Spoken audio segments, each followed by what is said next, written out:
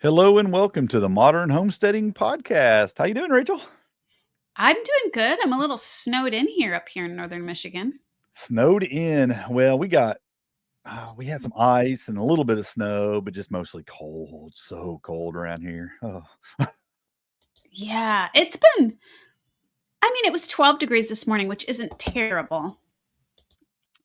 We've been way, way colder though. It's getting really yeah. old. I'm ready for spring. It's just been consistently like single and teens digits for Yeah. days, and it just Yeah. gets kind of you don't get a break from it. It's just man, it starts wearing on you after a while. Oh man, we're just tired of moving snow. It's like become our second job. hmm We got So, a few more weeks of it, I do believe. but yeah, and we probably have a couple more after you. So. Yeah. I was mostly implying that you have definitely a few more weeks. I'm Uh, hoping we only have maybe 3 or 4 more weeks of the real winter, and then you'll have the back and forth a little bit there for a few weeks. But yeah, yeah. you got some real winter for several more weeks. I'm trying to look at the positive note that we aren't that it was might solve our problem with the drought. So, I, you know. I just keep thinking, I hope that I talked to you about it. I have to go to I'm speaking at a conference in upstate New York Oh, in the right. end of April. And I'm thinking, I hope the snow's gone up there by then because they've got Oh, a lot of snow yeah. up there. Yeah. So I'm Right. hoping it ain't too bad. So I'm excited about that. That'll be a fun little trip. And yeah, I'll be sharing more details about that later. I don't have all the details on it yet, but I do have a list of people that are speaking and the dates.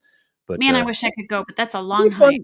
It's gonna be a fun little conference though. I think I'm excited about talking. I'm gonna be talking about small scale permaculture and Coturnix quail. So I'm doing 2 talks. So that'd be fun. Nice. Yeah. I'm looking forward to that. But in a more seasonable topic today, we're going to talk about exploring seed starting soil Yeah. and tray options for getting your seed started in. And it sounds like it may not be a big topic, and it isn't. There's a lot to talk about with it, but there's some important things to talk about with it. And I think that every year we do our seed starting indoors, and Yep. I find it really rewarding to start seeds indoors. It's fun. You get to watch those things come up from the ground, and then your babies, and you get them out in the garden. It's just the whole process is a lot of fun. It's really exciting. But there's a few things you can do to make it more successful, and I find success more fun than failure. So Yes. soil can play a part in that. Even your seed trays can play a part in that. I mean, it can affect some of the things you're doing. So before we Yep. jump into all that, though, is there anything you want to talk about besides the weather up on your homestead? I mean, Oh man. you're in a Well, planning phase mostly, aren't you? what? I said you're mostly in the planning phase right now, aren't you? Still? I am. I've been trying to figure out just racking my brain where to put all the plants that I moved, especially considering the fact that we still have a lot of trees and roots to remove in certain areas. So, Yeah. yeah. Do Yep. you have the space squared off where you're going to actually put the garden this year, though? Do you know where it's going? It's going to be a garden because Front I don't yard, have huh? a yard, so it's going to be the front yard. It's the only Yeah. space that's cleared completely of stumps and trees. Um, Nice. that and where I have the orchard, I'm turning that into a food forest. So some of the plants will go in there because that's going to end up being pretty full of more than just fruit trees, if you know what a food forest is. Yeah. And so between the food forest and the front yard's mostly going to be the annual food. And then I don't know. Somebody gave me a lot of elderberry. So I have to figure out and a lot of it How many survived. elderberry did I give you? Probably like, I don't know, 50 or 100. I don't know what I gave you. I think it was more like 70, and I would Yeah. say probably I have 50 survivors. Yeah, that's not That's a bad. lot. Yeah, and Yeah, then like in 1 year of growing them, you could take the cuttings and you right. could plant 1,000 out of that after 1 year if you wanted Yeah, to. so I So have a lot of elderberry, so yeah. I have some ideas on what I'm gonna do with it. We have a lot of places to put it, but I don't know. I just have some ideas I've been mulling through my head and trying to figure out. It's really hard to do without a bird's eye view. I really wish I could get a bird's eye view with the house in it. Like I can find Google Maps and everything, You're gonna but have to the get you a house isn't there. drone. Get you a I drone to know. fly around, and We've talked about it and talked about it, and yeah. I think it would be helpful and fun. You could probably just throw some teenager $20 and have him come out and film your whole property from Yeah, above with his drone. That'd probably be a yeah, and I need a couple cheaper than pictures, buying please. one. Thank Yeah, we actually had somebody come and do that once before, Yeah. and, we paid them, and it was super helpful because Yeah. there's so many trees here, it's really, really hard to see what's going on. It, So it was it's actually really, really helpful. I think it's a good idea to look at your property from all angles, even a Mhm. sky view, because it just tells you things that you can't see from the ground. And yeah, I Yeah, think it's great. I mean, I love looking at topographical maps, and I like looking at all things, yeah, when it comes to your property, because you can just see different things from different angles and different ways of looking at it, and it helps you really determine right, yeah. everything. Yeah, so Yeah, and we that's had to cool. wait to do it till actually this time of year because in the summer, all you see is leaves, lots of leaves. So, yeah, it was a lot easier. We could see a lot of the trails because we have a lot of trails. We also found my husband was very excited because he found a few very high traffic deer runs. Yeah, yeah. He's like, Next year, "Hey, that's yeah, this next season, yeah." he's going to be filling the freezers up. I know you guys were so busy this year; it was hard for him to get out, and but you guys Yes, are going in to fact, my load up. daughter was already talking about fishing boats. So, yeah, yeah, Yeah, I think we're gonna very be cool. getting some fishing done too. Great. Well, that's what it's all about right there. Yep. Yeah, around here, it's just been thinking about a lot of stuff, starting a few seeds, but it's mostly just so cold. I don't want to do anything. What Oh did you man, start? what's that? What seeds did you start already? There's I started a couple different flowers. I can't remember what Okay. now, and some and onions. Of course, we got some onion seeds going, and what else did I have? Oh well, I've got some herbs that I started in the windowsill. I don't know if I'll transplant those out or just keep those in pots, but I've got a few herbs going on in the Okay. kitchen. But Yeah. I might transplant those outside. I don't know if I could work them into the guilds or wherever, Yeah. or I could just leave them in the kitchen. It's nice to have some herbs right there at your fingertips to grab for some cooking. That's It always nice. certainly is. So, but I I just did start Go ahead. oh, I just had a hankering to start some seeds indoors, so I did that. I did have a few of my sweet potatoes left from last year, so I have started trying to grow some slips off of those. So those I did this week. I kind of got them soaking in some water right now, and they were kind of on the dry side, so I don't know if they'll make slips. So they're soaking Well, right now, and then I'll put some soil. I figure about another 4 weeks, and we'll be starting the tomatoes and the peppers somewhere around there. Yeah, Oh, I mean, it's coming on pretty quick. So it has felt like an old-fashioned winter here. We've yeah, had several mild winters in a row, and this year it has just felt like an old-fashioned winter, and it has me longing so much for spring, it's not even funny. we've had a little more precipitation than we have the last few years, and it's been a little colder. I think not. We've had cold spells in the last, but this has been longer cold spells. But it still hasn't been. I mean, I remember some winters, 20, 30 years Oh, ago that were just brutal, and I feel like we haven't had a winter like that in quite a while, like 15 years probably or something.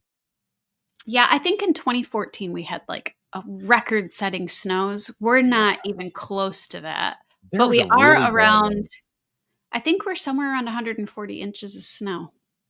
Yeah, actually, I think it was around. It's probably about 11 years ago. We had something like yeah, we had that Yeah. really bad. It was a pretty bad Oh, man, winter. it was Yeah. rough.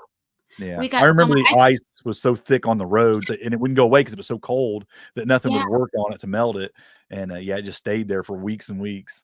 That was the year we got, like, 4 feet of wet snow in one night or 3 feet, I can't remember exactly, it was a lot, and we lost power for 8 days, and we Mhm. put all of the stuff from the freezers into the snow outside because we had so much snow, and then it literally was, like, 60 degrees.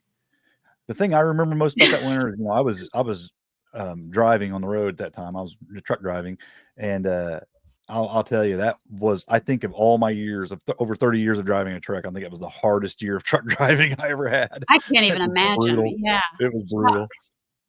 Yeah, the roads We were just had horrible. last week was pretty rough with roads and stuff, and schools were closed, and lots of jackknife tractors and everything, so I am really, really glad that, it's over. So we have somebody saying that they started some sweet potato seeds. Mhm. I've never tried them from seed. purple sweet potatoes too at that. That's Ooh, yummy. yeah. It I hasn't love worked sweet 3 potatoes. times now, but they're having 5 sets of leaves now. Okay, Oh, that's nice, cool. nice. Having some Good success, job. yeah. Yeah, well, let us know what you did different. Did you do anything different that you feel like you're having some success this time or you didn't before? I'd be interested in hearing that. Yeah, I love the sweet potato. You can eat the sweet potato greens. So I'm like, even if I Mhm. don't produce, which it's pretty hard to produce a sweet potato up here, we can at least eat the greens. Yeah, right. Yep. Absolutely. Well, I suppose we should jump into our topic today of some seed starting soil and some tray options. There's a lot of reasons to start your own seeds. Yep. Uh, cheaper for one thing. You save a lot of money. You can select all the best plant varieties. Just gives you a good head start on the season. Above all, I think that's what I like most about it. You just get that big head start. Yep. A lot of things. Yep. There's a lot of things that you could, especially where I live, maybe less where you live because you're so much further north. But I can just direct sow a lot of things that will have plenty of time to grow to maturity, but it's just so nice to get those things early and Yeah. maybe even be able to get a second crop of them in if you can do that. Yeah. It's nice to start and get that big kind of boost at the beginning of the year. So seed starting, we talked about it last week when we talked Hmm. about lights, but the grow lights. But it's just, I think that seed starting is a great thing to do if you're a homesteader, if you're a home gardener, because it can have a lot of benefits. So in this episode, we're just going to explore what we feel like are some of the best soil options for seed starting, maybe a few of the different types of seed trays, and maybe we'll close up with some practical tips to kind of maximize germination and seed health, seedling health. So I think that'd be a good little rundown we can do. And it's just that time of the year. A lot of people are thinking about getting their seeds started, so it's a good time to talk about it. Yeah. Uh, he says he didn't do anything different. No, I just took a sweet potato and put it in soil. Nothing ever grew. So he Oh, bought yeah. some purple sweet potato seeds. Oh, that's some seeds. Okay. Yeah, that's what I was Interesting. wondering. The seeds. So are the seeds, when you do the seeds, is that kind of like when you get a seed ball off a potato? Yeah, I've never done this How from does that seed. work? Yeah. Never Yeah, done the I'd seeds be before. interested That's to me interesting. either. Yeah. Yeah, and I Nice. wonder, Is that a yeah, seed company I've never heard of that. CHUXAY? I've never heard of that. Is that a seed company? I've never I've heard never from heard them. of it either. Must be Sounds like it. Interesting. So fun. yeah, yeah. Nice. Let's I'd learn love more to about see that. pictures of that if you're a member in the Homestead Front Porch group. I'd love to see pictures. That'd be Yeah, no cool. kidding. Yeah, for sure. So the importance of good soil for seed starting. Why soil matters for seed germination. Man. Well, when it comes to starting seeds, the soil it isn't just a grow medium. If you're going to have strong, healthy seedlings, they need kind of like the right balance of moisture, air, and warmth to get a good germination. And good soil really does help with that. Bad soil can definitely cause you some problems with that, Yeah. especially when it comes to holding the moisture. That I think that's Yes. the most critical thing with seeds. Um, Yeah, if it's especially with standing, babies. Yep. yeah, if it just stays wet, super soaking wet all the time, you're going to have some problems. Or if it dries out too fast, obviously you're going to have some problems. So, um, Right. And then you have the issue of disease in yes, the yeah, soil and you can or definitely have pests. a lot. Yep. Yeah, absolutely, pathogens and all kinds of Hmm. things. That's why you don't really want to use garden soil. You can use garden. I've done it. I mean, I'll admit I've used garden soil. I went out and just dug some soil out of the Yeah. garden, brought it in the Good. house. Ended up with some problems. I mean, for one thing, that soil usually compacts a little easier because Yes. it's a little more dense, and that can actually make it harder for the root development of seedlings. Often it does contain weed seeds or pests. I've had that issue before. Yeah, I brought Um, gnats inside. It was wonderful. yeah, and I've had the same issues with other things too. So, and it usually doesn't drain as well. So Yeah. it's easy to overwater, and again, you have the fungal issues and stuff, and pathogens can be a real issue, obviously. So it's better to use a seed starting mix. Now you can make your own, or you can Hmm. purchase it. But some people actually think that potting soil and seed starting mix are the same thing. It's not the same thing. Um, No, back not to even. back to the sweet potato thing real Yeah. quick. Leo says that it actually grows a berry and the seeds Okay. are in the berry. So it looks like a So small similar to tomato. a potato. when they grow the berry. Yeah, they have You're like what we call the potato, Yeah, it looks like looks like a little tomato, but you don't want to eat looks like that, a right? green tomato, So, but you can't so eat it, not edible. Yeah, right, so wild. same kind of setup. Oh, that's pretty cool. How Um, fun. Back to the soil here. Um, Yeah, a seed starting mix is specifically designed for germinating seeds. It's really light, fluffy, well draining, fine textured. Um, it really allows for better root development. In contrast, though, potting soil is heavier. It contains added nutrients, and you right. don't really need that with seeds usually, unless you're going to grow something to a little bit more of a larger stage. You don't really need. There's enough energy in them seeds and nutrients in that to really give it its boost right from the beginning. Mhm. You don't really need you can, and we'll talk about that in a little bit. It can some seeds especially it can benefit them, but you don't need it to get something to germinate. So potting soil will have more nutrients, and sometimes depending on what you're growing, it can actually be a little strong for a seedling and actually cause you some issues. So it's better to stick with a seed starting mix than potting soil. I've done Yes. potting soil. Don't get me wrong. Again, I've done all the things you probably shouldn't do that aren't best Oh, practices, yeah, and same here. I You would kind of say Yep. most of the time it works out. It works out okay, but it's if you're looking for the best way to do it, a good seed starting mix is the best way. Um, and what a good seed starting mix usually contains is either cocoa coir or peat moss. Mhm. Um, I've I used to do peat moss, and peat moss is really inexpensive, and you get the big square Yeah. bales of it, and it's really nice. But there's some environmental, things about sustainability and Yeah, whatnot that you may not want to use peat moss. I've actually switched over to more of using cocoa coir that's what I and for my use seed mixes. usually. Now, actually, I say that now when I do my DIY mixes, what I've actually switched over to more because it's something I have on my own property that I can grow right here, and that's leaf mold. And that's something I didn't Oh, put in the yeah. notes, but I've actually replaced cocoa coir for the most part with using leaf mold because it's That really makes aerated and fluffy, that makes and it works really sense. good. Yeah, I just keep I Yeah. got like a tote that I just keep filled up with it that I just use for seeds and keep it really dry. That way it keeps Right, the yeah. aeration going in it, and it works really, really well. To me, it works just as good as cocoa coir. It probably doesn't hold the Yeah, it probably water wouldn't quite as hold as good. yeah, It doesn't soak it up, so you might have to water it a little bit more often, but right. it's really good and aerated and fluffy, kinda like cocoa That's coir or what peat moss is. my mentor, Craig Schaff, uses a lot of leaf mold in I his like it. and yeah, so, and I have some links that I posted for that information later. I think what I like most about it is just it's part of my closed loop system that Yeah, it's something I can yeah, supply right here on my property to make this. So, but anyway, exactly. back a mix usually contains either cocoa coir or peat moss, perlite or vermiculite. Now, do you I have kind of I use it, but I find I don't use it as much as I used to. I think it's very good, and I think it can really help with seed starting, but when I'm making my own, but I don't I've actually not used it quite a bit, and it works out fine too. I mean, I'll just use the leaf mold and maybe some compost, and it actually works out pretty good. Okay. And generally, sometimes it contains compost, but I would say generally it's mostly I would say most seed starting mixes are peat moss with a little bit of perlite or vermiculite in them. Yeah, because again, the compost is so nutrient dense and the seed really does not need that. But if you put I find I put a little bit in there, it kinda helps Mhm. with the texture of it just a little bit.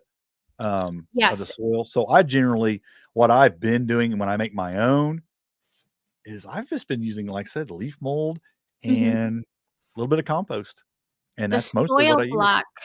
soil blocks seem to like having a little bit of compost in there Yeah, over it just being cocoa coir and perlite, for sure.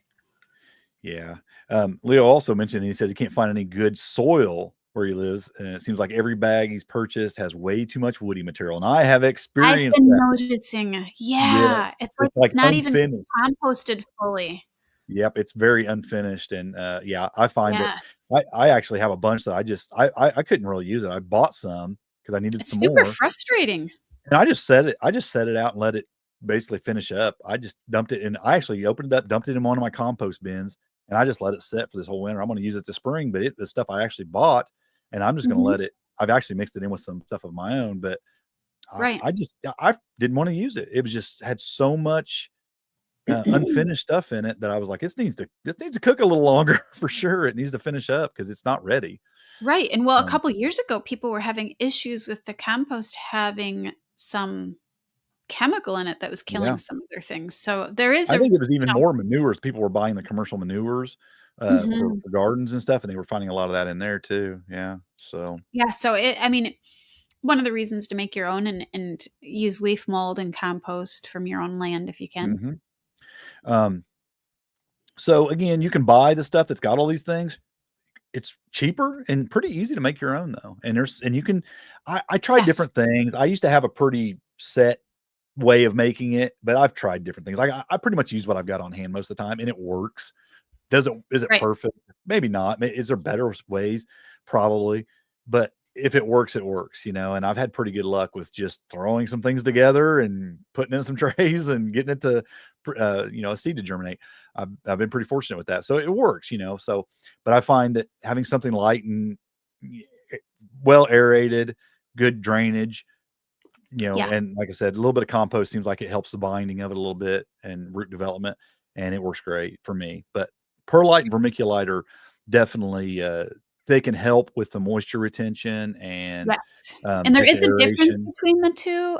Yeah, It's been years. I really, really looked into it deeply one year, and I for some reason, but I cannot remember, I fell on the side of vermiculite more over yeah. perlite. I think Um, it's a little more but sustainable too, as far as just I the think that's what it was, yeah. but I think it was also less likely to have some issues. I find I they just have can't a remember, it lot of the was same years ago. function though. They have a Yeah. lot of the same function Yeah, though, they but look like, and what they look like, if the listeners are unaware, is it looks like little styrofoam beads.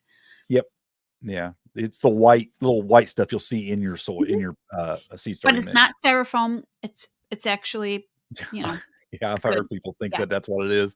it's It's not. not. No, no, No. it's not. Something I have mixed feelings about are those peat pellets. You know what I'm talking about? Those little pucks, little peat Yes, pellets that you the soak them pucks, in the water, they swell up.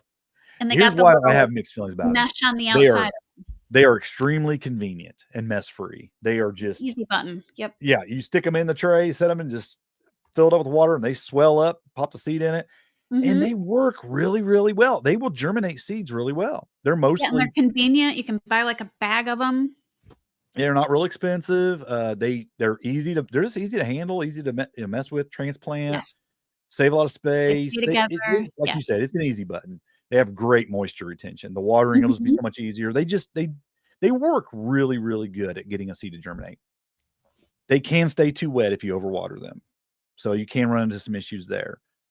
There's no Yes. nutrients really in them. They're just peat, Yeah. so you can't leave stuff in them very long to try to grow. Like if you're doing tomato plants and you're going to let them get, you know, really big before they're not Yeah. good for that really because they don't have any nutrients. Um, so you might need to fertilize them in some way with some kind of a watering mix or something if you're going to do Yeah. that.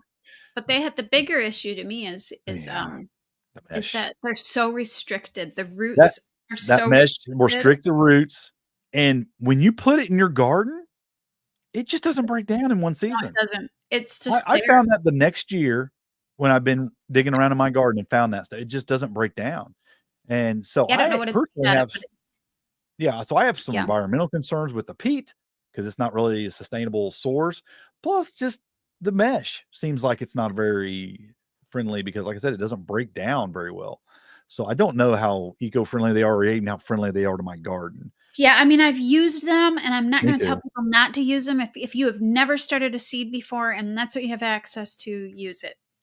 It's just I not thought, your favorite, and it's not my favorite method yeah, anymore. I tell you what, they work really good in is my aquaponics. Oh, okay. Because I can just kind of press them right down in the grow medium of the aquaponics, and then the roots will just kind of come out from bottom there into the rocks, and then There you go. they actually work really, really, really good in my aquaponic system. So I do like them for that. But as far as in my garden, I don't really like using them, even though, like you said, it's an easy button and it's an inexpensive Yeah. and almost guaranteed way to get your seeds to germinate and get them ready. I Mhm. did the last time I used them in my garden though, I actually removed the mesh and then just popped the soil down So in did the I. ground. And it was just took some scissors and it was it was a lot more work, but I just don't like that Mhm. mesh in my garden. It just doesn't break down right. Yeah, So and that I was just all didn't like if you let the plants get any size at all, you're going to end up with the roots being bound. Yeah. It's similar to putting it in a pot. So, yeah. So if I was going to make the DIY versus the store-bought seed starting mix, here's kind of the recipe I would use. That's the more commercial way. If you're not have growing your own leaf mold and all that kind of stuff like I'm doing, but this is how I always did it. And that's 4 parts, either cocoa core or peat moss. These days it's cocoa Mhm. core, 2 parts perlite or vermiculite. And then I might throw in like 1 part of compost. And I would mostly do that on the seeds like tomatoes, Yeah. peppers, squash, melons, things Heavier like that. feeders. The heavier feeder Yeah. plants, I would use that on. Anything else, I'd probably leave the compost out. And it's really a simple recipe, and it's pretty inexpensive, and most of that stuff you kind of buy in big bulk, especially if you're going with like peat moss and the Yeah. vermiculite. You kind of get these bales and big bags of it, and you can make a lot of seed mix with that. A lot of seed Yeah, mix. and you can just put it onto like a tarp and Mix mix it it all up. up, or you can put Yep. it in your wheelbarrow and mix it all I up usually in make like it. smaller batches of it. I'll put it in like a Yep. tote, like a big tote, and I'll just get Yep. my hands down in there and stir it all up. And yeah, and then I'll just take I and use totes for many things, and yep, that's one I'll of them. take the tray and kinda set it down inside the tote and rake all the soil into my trays and then, kind of flatten it out, and I keep it all inside the tote, that way I don't really create a mess, and that's kinda nice, and I can Yeah, even do that in the house without making a mess if I just wanna bring it into the house like exactly, that, and if so you don't finish it, you can just put the lid on it and slide it. that's right. That's what I do, yeah, absolutely. I have substituted, especially if I have heavy feeders, I've actually substituted compost with worm castings. Like I've had a lot of worm castings because I just Oh, want to try nice. that out and see if that would do better. I didn't really notice a lot of difference, but just from what I know about worm castings, it's like you just know there's a lot of stuff there that those plants love. So I think it can be beneficial. Um, uh, I just feel like this mix is a really good way to ensure proper moisture retention. Yes. It really prevents that soil from getting too compacted and too dense. Um, the store-bought mixes are convenient. You just buy a Yeah, bag and you push it in and it's sterilized. It's not gonna have fungal growth. It's great. If you're a beginner or if you're just looking for the easy mhm, way, it's a good way to go. It's just it can be kind of expensive because they're generally the seed starting mixes are a it little can be. little more costly than your potting soils, Yeah, and they usually come in smaller bags, so you're gonna need a lot more of it. So it just costs a little and bit when you're more. starting the amount of seeds that we start, Yeah. typically, I would need when I used to buy that, I would need quite a bit of it, and Mhm. now I can purchase the bales, and I have a big bag. The vermiculite weighs almost nothing, so I can't tell you what the bag Yeah, weighs, but it looks like a big dog food bag, but it literally yeah. weighs like 5 It's pounds. yeah, it's like a cubic you buy it by, like, the cubic feet because it's the weight Yeah, and that is in it's there. so much cheaper to do it that way, but you do have to store it, so I get it if you, like, live in an apartment and you're just doing a balcony garden or you're only starting a few Yeah. plants, but yeah. Like I said, I would go if I was doing the seeds like lettuce, basil, that stuff that isn't quite a heavy feeder, I'd probably leave compost out. But I don't feel bad about adding some compost to heavier feeder plants and things with bigger Yeah. seeds, especially too, or things that have a better, different kind of root structure. They give you a better root growth, especially if you're going to be leaving it in there longer where it needs those Yeah, nutrients. I think you can definitely substitute that with some, like a compost tea in the water yeah, mix that would help give true. the nutrients rather than use the compost, and that's fine too. But, I just find that I'll add a little compost in. It doesn't really hurt anything as long as you don't overdo it. Like I said, it can actually cause some harm to seedlings if you have too much nutrient in there. Yeah, But and where we live, we're starting our tomatoes, fairly early because otherwise we wouldn't get fruit, so I actually need the extra nutrition in, yeah, yeah. um because I let them get pretty big before they get into the ground. But I've started them in say like the little pucks, the peat things and then I've just done the compost tea in the water for nutrients and that's worked Mhm. out just fine too. So um let's move on to seed trays. I think I mean, unless you have something else you want to add with the soil. I mean, to me it's pretty simple. It Um is. It doesn't need to be super complicated, so I don't really have right. much to add. It's usually 3 to 4 ingredients, and that's it. Seems like with seed trays though, there's a lot more options and a lot more Yes. confusion because there's so many different types of you look like you jump on Amazon, for example, type in seed starting trays. You're going to see You mean your most common things are your standard 10-20 trays, which are the 10-inch by 20-inch Yes. trays, right? That's your most Yep. common. And you can buy those super cheap ones that will probably just last one season, and they're going to tear, break, and they're crack. Especially if you have them out in the sun at all, they're going to break down pretty fast. But there are others options. There's a lot of other options out there. So choosing the There's right, so many. yeah. Someone else is talking about how much of the I couldn't believe how much treated wood bits I've sifted out of a couple latest bags of raised bed soil with a 3 cubic foot bag. Yeah, I'm seeing a lot of Wow. that too. Yeah. Yeah, there's so much. They're leaving so much in there. They're just taking the easy way out. They're not finishing this stuff. Yeah, Yep. good point, Quinn. We're seeing a lot of that too. That's why I just think it's better off to make your own most of the time and just do your own mixes. You save Mhm. money in the long run, plus you just know what you got. Yeah, Yeah. I think it's a good play. The trays, though, I think trays can make a difference because they can really contribute to your transplant success, root development, plant health, and there's different kinds for different things. And plus, having some that last well too, that's nice too. Yeah, I think they Um, contribute to your overall frustration or joy. yeah, and you're going to have different cells, a different cell number. So if you're growing Yes. something really small and you're going to be transplanting it really small, you can go with like a 120 cell, tray. Yeah, those are just, like, tiny. Yeah, if you're doing the like tomatoes, you want maybe like a 3-inch cup. What do you get? 16, I We think, like is in s those trays, something Yeah. like that. It's not very many, and you'll get that many in a tray, and so you're gonna have a bigger plant in those, obviously. So, yeah, so that's what you really need to recognize is just the cell numbers for what you're trying to do. So bigger plants, bigger, less cells. Um, now I like to use. Now I've seen people who don't use the watering tray; they'll just put the stuff in there and set it on a outside or in a greenhouse or something. They don't Yeah. worry about the water. I like the water trays though, because I like the bottom water. So I like to have the tray without the holes in it underneath Yes. those cell trays because I can just I have a special, I took a small, it's probably sitting over here somewhere. Yeah, it is right here. Hold on. I have This my is live little, broadcast here. yes, this is the benefits of YouTube. We couldn't do this when we're just doing the podcast. So for you audio listeners, I have a little tiny watering Okay. can that I've cut the spout off right here where I can get it in between the Yes. bottom tray and the seed, I the don't think cell mine's tray. in here. And that it makes it real easy. I don't have to pull the tray out. I can pull the tray out just a little bit, squeeze that in between in there and water from the bottom. Uh, Mhm.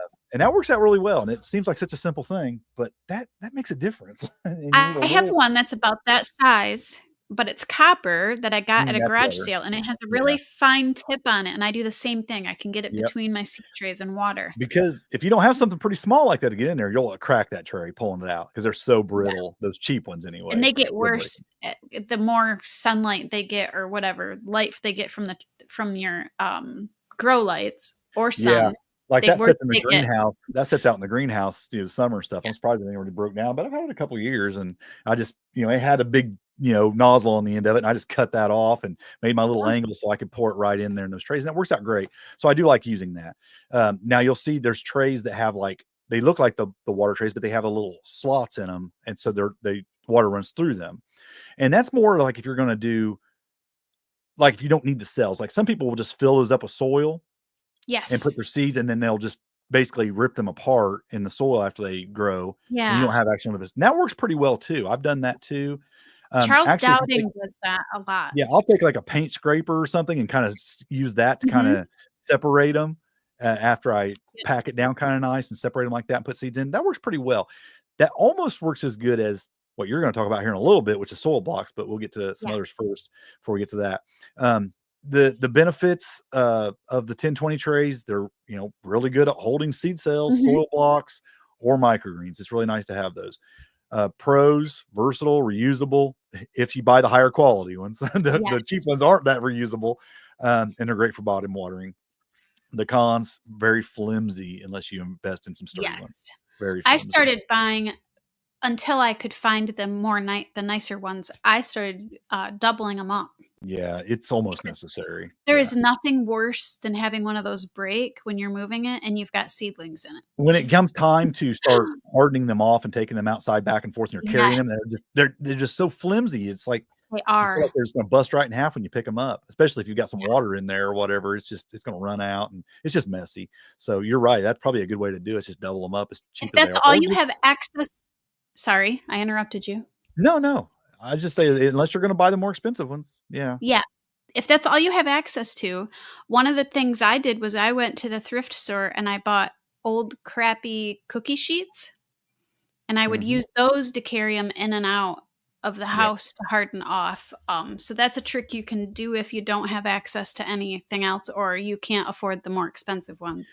Yeah, I just started buying about 3 years ago. I bought some from Bootstrap Mhm. Farmer on Amazon, and those have worked out pretty well.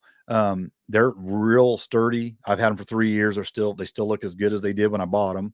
So I don't know how long they'll last, but they certainly last longer than the cheap flimsy ones Oh, that you yeah. buy for sure. You might get a But they year are out of the cheap expensive. ones. They're not cheap though. They're not cheap. No, no, But sadly. actually, the ones I bought are not regular 1020 trays. They are what we're going to talk about next, which are air pruning seed trays. They have Okay, so the what are those? well, they're kind of like they work kind of like soil blocks. Your Okay. roots can go through them, and basically the roots hit the air, and then they'll stop growing that way, Yeah. and then they start what they do in it's the same as the benefit with soil blocks that we talk about here in a minute, and is that your roots will start spreading out. It actually encourages the roots to kind of like put out little tiny roots instead of this big main root. It kind of breaks them up, Right. which is actually better for transplanting. You get these little hair roots. It forms more hair roots like that. And that's just kind of the benefit of air pruning. And it's just the way it creates the root system. And they just, in the moment, like I said, the biggest benefit to that is the transplanting.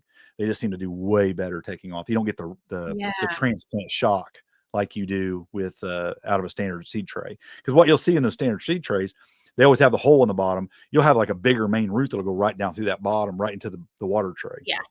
Yep. And you'll break that half the time tearing it out, and so it Yeah. causes a little bit of shock in the transplant. So it does encourage that lateral root growth.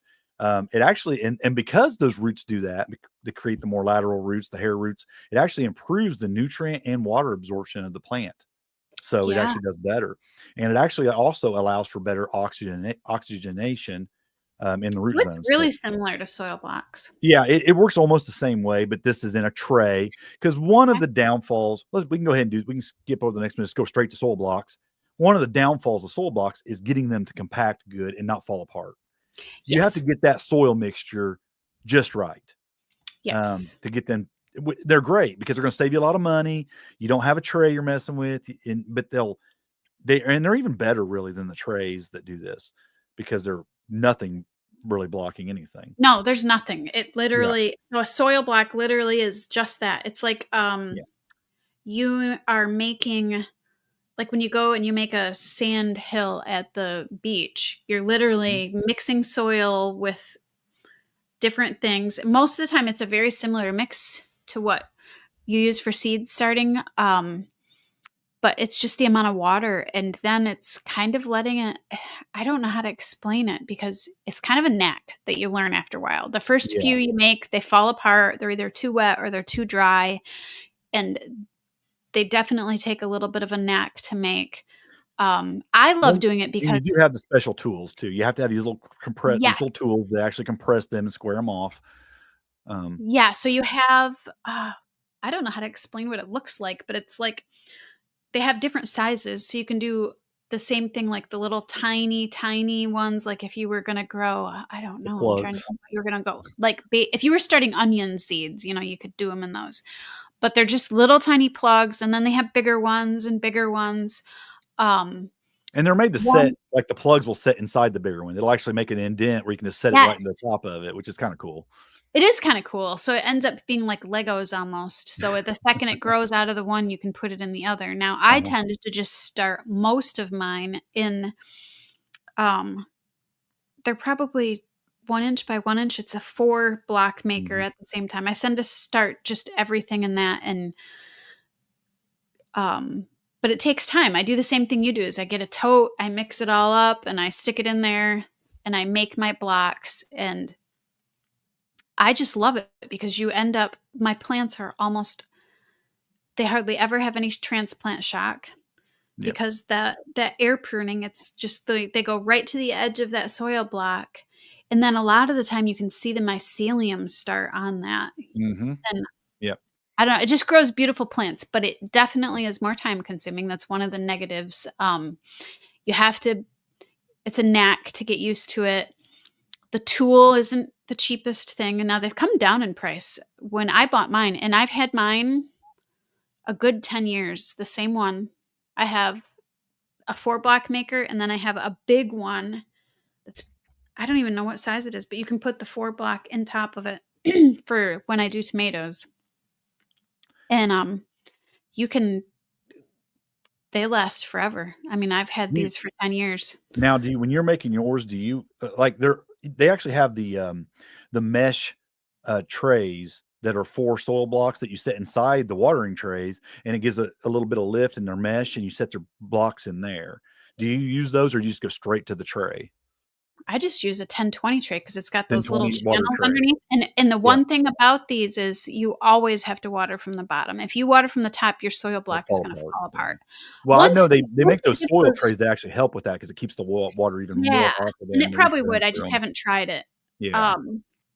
Because the other thing I've started, I mean, we've started using some wood trays, which is a whole nother topic. We're But gonna talk about that, yeah. the what's nice about them is once they do get to a certain size and they have some roots in them, they don't really fall apart. Yeah. So, and they Roots are don't get good. root bound. I don't know. They work really well. And I like the thrift of it. Everybody knows if you listen to this show, I like being sustainable and a little bit eco-friendly. I'm a little bit weird like that. So I like that part. And I also like that I don't have to store a ton of like trays and stuff. I just stack my Eh 10-20 trays up and that's it. Yeah, and if, So like, we can talk about this, if you're gonna make your own wooden trays, these work good for that. Um, yeah. Again, though, there's drainage issues, it's your bottom watering, it's hard to do Yeah. that with the wooden trays because 'cause they're gonna leak through unless you just seal them. If you seal them to where they're gonna hold some water, you can Yeah, I do don't know that. how I'm gonna manage that. Well, Yeah, yeah. there's ways to do that, but, that's a sustainable way because a lot of people do this because they wanna get away from plastics of all kinds. Yes. And so if you can make wooden trays and use soil blocks, you've just eliminated the whole issue, whole reason for having any kind of plastic at all in that. So that's kind of nice. You could probably, yeah, you could definitely seal up some wooden trays to where they would work. Yeah, I mean, there's some Um, sustainable oils. Linseed oil is actually made mhm. out of, I think it's made out of flax, right? I believe so. Linseed, I I think don't know. so, but I'm not sure. But there's But some oils that are safe to use to coat with, and you can also use that burning technique to help the wood last longer. So yeah, I put a link in the show notes for my mentor again, Craig Schaff.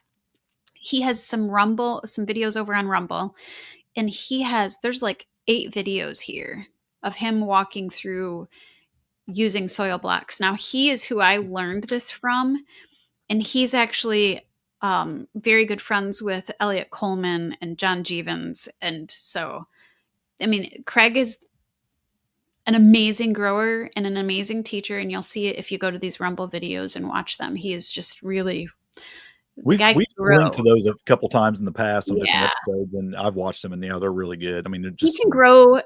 He grows food for one of our like top 5-star restaurants here, and we live near a tourist town. So he grows food that tastes like, I mean, he knows what he's doing. I was always fascinated by the fact that he actually starts corn in trays and transplants it Yeah, rather than he direct puts sowing it. everything in soil blocks.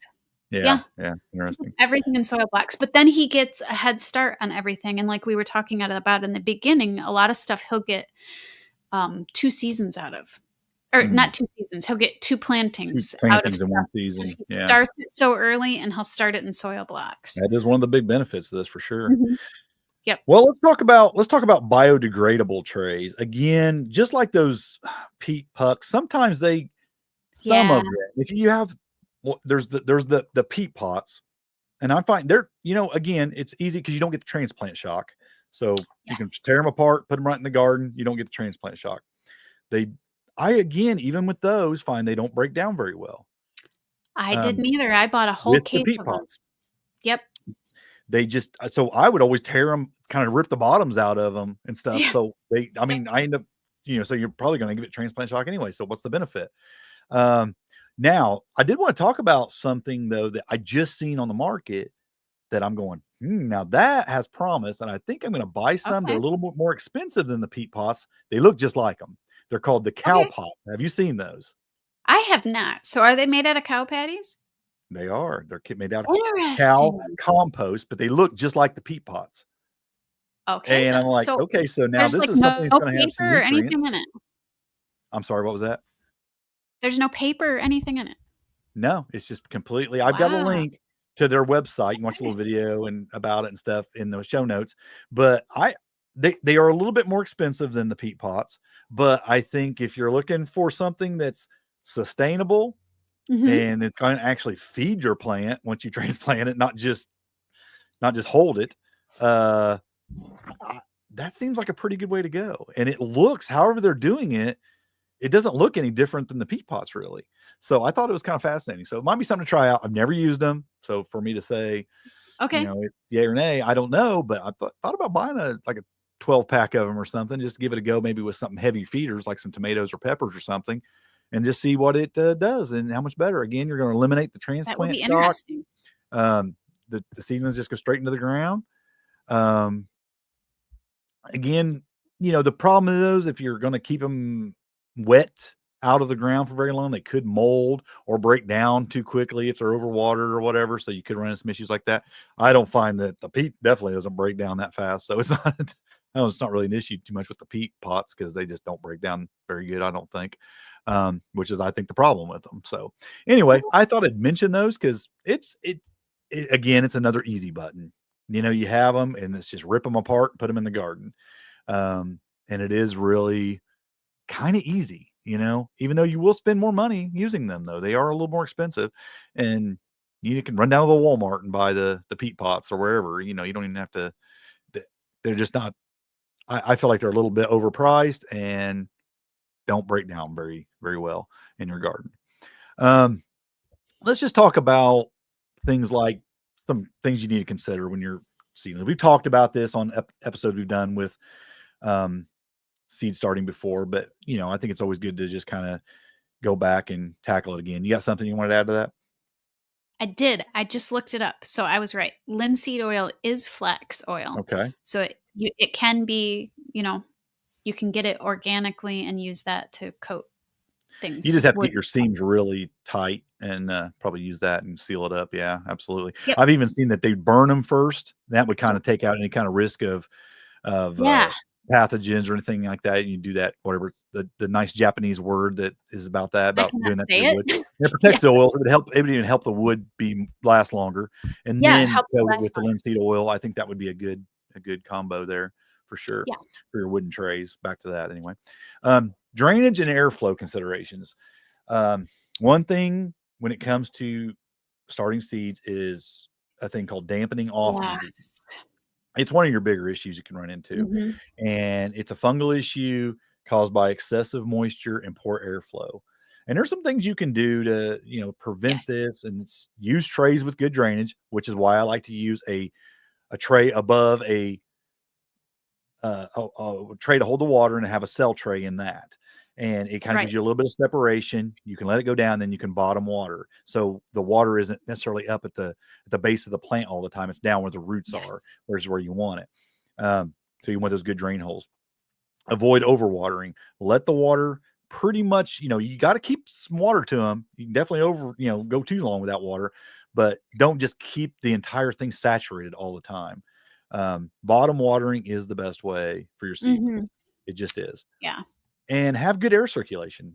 Have your trays set up in a place where if you have to, put a fan on them and get some good air circulation. Yeah. We talked Uh, about that last week, how we both yeah, have big fans running. it will definitely help. It will definitely help. Um, I believe in sustainability and reusability. So get some Yeah. sturdy, reusable plastic trays. Those bootstrap farmer ones are expensive, but they're good. Hmm. Or go your route with the soil blocks. I think that's just a good play. Um, you can clean your trays and reuse them. I, I used to be diligent about this. I used to get out you can Yeah. Me use a too. diluted bleach or a hydrogen peroxide solution. You can Yep. try to kill pathogens. I used to be just I used to just get really serious about that. I got to admit, half the time I don't even clean them anymore. I just knock the Yeah. dirt out of them and reuse I them. tend to like I will like knock the dirt out of them, and Yeah, I'm if not. I think far enough ahead, I'll let them sit in the sun and let the sun do some things to them. But Yeah, yeah. I Mine are have kind of I've Yeah, kind mine are of sitting gotten in the lax. greenhouse. Sun's Yeah. beating on them all the time. I just feel like it's not an issue. Now, I think if you were bringing in a lot of outside um, Yeah. things where pathogens could enter up on your property, but I'm using most of the time stuff from my property, stuff I'm making. I just don't feel like it's been an issue. I've never had an issue with pathogens or Or anything. if you So, had an issue last year with something, it might yeah, be yeah, something to do. Like if you had an issue absolutely. with blight or Generally, that's not something. going to strike in the tray. That's going to Yeah. be out in your No, it's garden. So not. But I or don't know if it's been a big just issue. if you had some issues and you weren't sure, it's always a good idea. It doesn't hurt to do it for sure. It can only Yeah. help to take the time to clean your trays. I All of do the inspect. pros do, but Yeah. you and I aren't pros. No, I mean, I'm all about the minimal amount of work for the maximum I amount of know. Yeah. output. That's Same. what I'm about. Same. I do take the time to inspect for cracks or anything like that because I'm going to be bottom watering and I need that tray to hold water. So I'm Mhm. always taking the time to look for that. So that's just something to look for. So again, I've invested in some more expensive trays Yeah. and they're very expensive, honestly. I think they're way overpriced, honestly, for what they are. But I've been using them for 3 years and they look the same as when I bought them. So I can't, it's hard to Yeah, if knock, you're you know? still here in 5 years, you're like, "Huh, well, Yeah, probably it was okay. worth Yeah. it." Yeah. Um, Watering methods again, you'll have to I find I'll bottom water, but I might have to miss the top till Yeah. those seeds germinate and go because you got to keep those seeds wet until they germinate. Then it's Yes. pure bottom watering after that. Yeah, because until they have Lighting, roots, they can't reach that water. exactly, exactly. So you do have to kind of miss the top and get it going. Now, we talked about lighting last week. The lighting Mhm. needs natural lights best, grow lights, your LEDs, your fluorescents. We talked about, just listen to last week's episode if you need to know Yes, more about that. But it's important. You got to have good lighting. Temperature and humidity. That's something we didn't discuss too much. we Do you use didn't. heat mats? I do on specific plants. That Yeah. little booklet that I had last week in our show notes, the little story guide, Hmm. um, it will tell I mean, it tells you, and you can, of course, look it up online, like I said last week. Johnny's catalog has some great information, but certain Yep. plants like heat, certain plants like light to germinate, certain plants like dark to germinate. Yep. So some of my plants, I do use a heat mat, but not all of I them. I do on my tomatoes, my Yep. peppers, melons. I don't on any lettuce or carrots. I Right. don't really transplant carrots, but lettuce I do sometimes. I have. There's a lot of things I won't Yeah. put heat mat under. But definitely my heat loving plants generally love some heat to Yeah. germinate. So that's kind of Exactly. a If they like yeah. heat outside, they probably are gonna like heat to Yeah, germinate. exactly, exactly. Yeah, and Now when you can get those online. They're just such a great tool to have. you know what? I bought some 10, 12 years ago. I'm still using. I've never had one go bad on me or anything. So, Me either. and I Me bought either. cheap ones. I didn't buy any expensive. I bought the cheapest ones I could find, and I've been using them. They fit the right under the 10 by 20 trays. Keep everything Right, warm. so They that's work the thing you perfect. might wanna pay attention to, whatever size tray you are. A lot of Yeah. them, they sell them in the 10-20 size because Yep. that's what you put them under. Yep. You can just set it right under your tray, and it produces some heat, and it works great. So, I Yep. mean, I've had good luck with it. Even the cheapest ones, I've not had a problem. Now, you can get the trays that have the humidity domes. Then they'll help retain moisture during germination. And it does help. Mhm. I haven't used them for, I mean, I really don't use them anymore because they cracked and busted and got faded, and I quit using them. Yeah. But they do help. They will help your seeds germinate. Key though, Yes. as soon as they germinate, get them off of there because you're gonna need Yeah, that. they will You're gonna cause get the so many airflow. issues. Yeah, Yeah. you'll have some issues, especially with dampening off issues and stuff if you keep them on there. Well, it'll just kill the plants. They just can't handle that kind of moisture, that kind of humidity. So you got to get those off of there as soon as they sprout. Um, some troubleshooting. Let's troubleshoot some common issues. Poor seed Yeah. germination rates that can be caused by your seed Old age. Yeah. Old seeds, I mean, some seeds we I think we talked about that in an episode We before. have a while ago, yeah. Yeah, you can find all kinds of charts online for that, Yeah, like some how seeds long. hold for Like years. beans hold for a long time, but Yeah. like carrots are notorious for not lasting very Yeah. long. There's some seeds are really good for a season or 2, some are Yep. good for 10 seasons. It just depends on Yep. what you've got and how they've been kept too. I mean, how temperatures they've been kept Yes. in, Yes. that makes a big difference. Um, Keeping the soil the right consistency of moisture, it can really make a difference on your That seed is so germination rates. hard. It It's so is. That hard. can be that's why I bottom water, and then even then you have Mhm. to let the top dry out before I bottom water again. I make sure it's And dry on as they top. get bigger, the more they require. So Yes. it Yeah. changes as Pay the attention plant to it. grows. I've, Yeah. dropped the ball on that before and think, "Well, I've been watering every couple days." Well, then when the Yes. plants got big, now they're going dry after a day, when bottom Oh, watering yeah. is, so, They really I mean, suck up the water they even. Yep. will, they will. Especially if you've got heat mats under them or something, it'll really Yeah. go through it. Um, Yes. and temperature, I think, is a huge thing when it comes to germination rates also. So, you'll see those 3 things really having a big effect on the germination. Mhm. Mold and fungus growth. Again, this is a lot of people struggle with this. This is a common issue. Keep some airflow with a fan on them if you have to. Don't overwater. And a trick that you and I have both done in the past is using some perlite or vermiculite on top of the Yes. soil, and it Yes. helps kind of keep that top dried out. Um, and it'll just keep Yeah, I've done it just that helps. a few years in a row, and certain Yeah, plants actually kind of like that. So, like, my yeah, yeah. onions definitely like that. My onion Mhm. seeds. Yep, it does work. So I'll sprinkle a little bit on top of your soil, and it's kind of like the same as thinking of like putting mulch on a garden or something. It's kind of you're covering Yeah, up the top of that right. soil. It's kind of making a separation barrier between that plant and that soil. That's kind of helping things out. Um, One thing people struggle with is leggy seedlings, I think that's and probably one of the biggest besides over underwatering. that's usually caused by grow lights being too far away. Yes. But it can also be caused by having too high of a temperature and causing too rapid of growth. That's So you true. might lower the Thought about temperatures. that. But yeah, Yeah, that's especially another cause of that. So it's something to think about there as well. And then the thing that is probably the hardest thing when you're growing your own seedlings is hardening off and hardening transplanting out. off is probably my least favorite part of growing seedlings because of the amount that I grow. Yeah.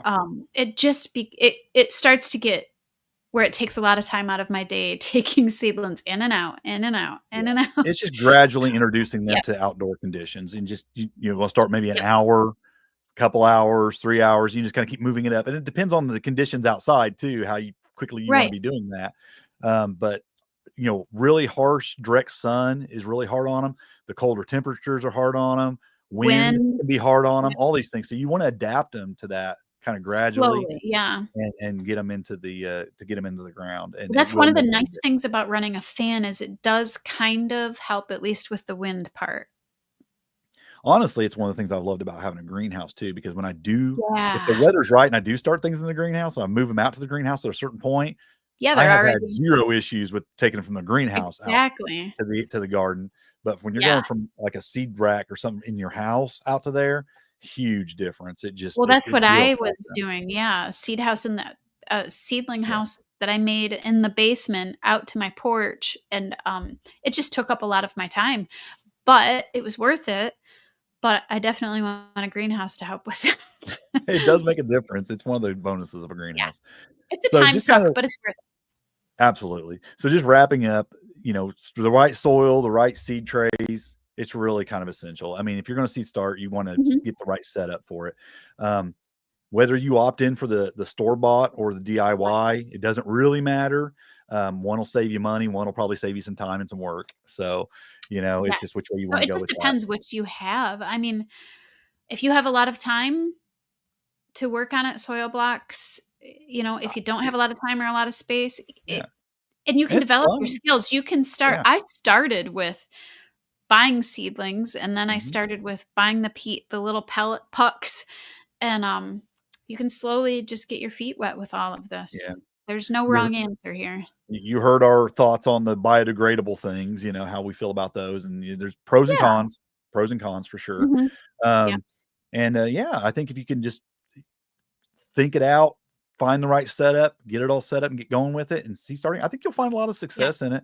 And I think, I don't know, there's been years where I bought plants and planted them. There's been years where I started everything from seed. And I got to tell you, I Yes. felt a little bit of pride in those years where I started Yeah. everything from seed. It felt really, really good to go from Yeah, when you seed take that to little food on tiny the table. tomato seed and then Mhm. you go out to the garden and it's produced these beautiful tomatoes that you're Yep. eating, it's kinda hard not to be a little bit Yeah, proud of people that talk one. about from, garden to table, but from seed to garden to table is even all that much better. I Yeah, mean, it just there's something about it that just feels so right, so it's a lot of fun. And I'd love to hear your thoughts on it too. If you want to get in the homestead front porch or leave a comment yeah, wherever you listen to this. Have you tried different soil mixes or trays, things that you prefer?